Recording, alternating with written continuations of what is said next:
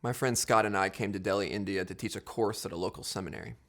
We also enjoyed preaching in various churches, and the food was unbelievable. The chili paneer was brilliant. Our driver told us stories as he took us to the Taj Mahal and one of the biggest Sikh temples in our city. Thousands of worshipers gathered early in the morning, not only for worship, but to make the community meal. I had never before seen so many cucumbers and potatoes. There was even a chapati machine that would shoot out a hot chapati bread every second. It was unbelievable. But things changed in an instant for me. Scott and I decided one night to jump into a taxi and go eat in the center of the city. We ran across the street, dodging cars, auto rickshaws, motorbikes, bicycles, and the occasional man with a wheelbarrow, and even a renegade cow. But just as I reached the taxi, I fell into a 2-foot hole in the ground. Falling forward, my full weight landed on my left elbow and my right hand. And the pain was excruciating. I've fallen a few times before, but I'd never before fallen directly on one of my elbows, the most tender and painful part of my arm. My worst nightmare happened. There was no Indian food for us that night. Instead, I went up and laid in my bed in despair. All I could think about was that I had probably intensified my pain for days or even weeks or months. Perhaps my fall had caused further disability and permanent pain that would never go away this side of heaven. How could this wave of the most horrendous accident I had ever experienced carry me closer to the Rock of Ages?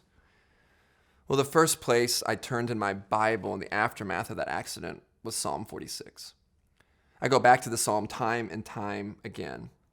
Verses 1 through 3 say this: God is our refuge and strength, a very present help in trouble.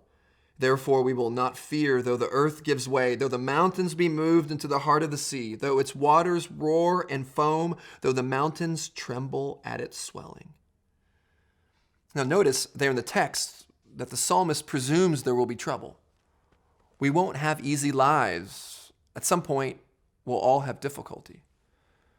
There'll be times in our lives where it feels like the earth gives way and the mountains, that most solid thing on the earth, won't be able to withstand this fallen world. We can send rockets to the moon, yet the tiniest microscopic bacteria can kill us. We have no power to change the weather or the doctor's diagnosis of a fatal illness. We're helpless. In this fallen world, pain and suffering will come. We need help. But I love the truth of this psalm. It tells us that God refreshes us in our pain. Look at verses 4 and 5. There is a river whose streams make glad the city of God, the holy habitation of the Most High. God is in the midst of her. She shall not be moved. God will help her when morning dawns. Well, this river is placid in contrast to the raging waters of the previous verses. Rather than destruction, this river offers rejoicing. Now, God's presence is like a refreshing river flowing through the city. Now, cities often develop alongside rivers because rivers offer life. If you look at old pictures of Dubai, the city I live in, you'll see that the city can be found on both sides of the Dubai Creek, which is more like a river. It grew out from there. The creek brings food, it brings trade, it brings life. And the psalmist says that God is in the midst of us, like a river bringing life, gladness, and joy. And we may trip over a hole in the ground, develop a chronic illness, or struggle with depression. But our God is the one who refreshes us and protects us. Now, I love verse 6. It's one of my favorite verses in all of the Psalms. The nations rage, the kingdoms totter. He utters his voice, and the earth melts. All God has to do is speak, and the earth will melt. He's all-powerful. The God who can create with the word is the God who can help with the word. Or the God who can melt the earth with his voice is with us. Check out verse 7. The Lord of hosts is with us. The God of Jacob is our fortress.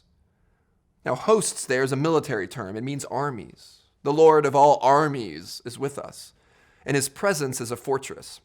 It protects us against all enemies, and so we can trust him. Now, all of Psalm 46 builds to the command in verse 10. It's in the imperative, and we hear God breaking into the scene in the first person. He says there, verse 10, "Be still and know that I am God. I will be exalted among the nations. I will be exalted in the earth." Now, God is not making a suggestion. This is not an encouragement. This is a command. It has the force of a military order. Cease, desist, attention. Stop being afraid. Calm down. Pause for a minute and know that he is God. Oh, friend, this command may be exactly what you need to hear God say to you today. Stop. Pay attention. Be still and know at a heart level that I am God. Look to him. He is our protective presence and refreshes us in our trials. Now, you may be facing trials of various kinds, but take a moment now and be still and know that he is God.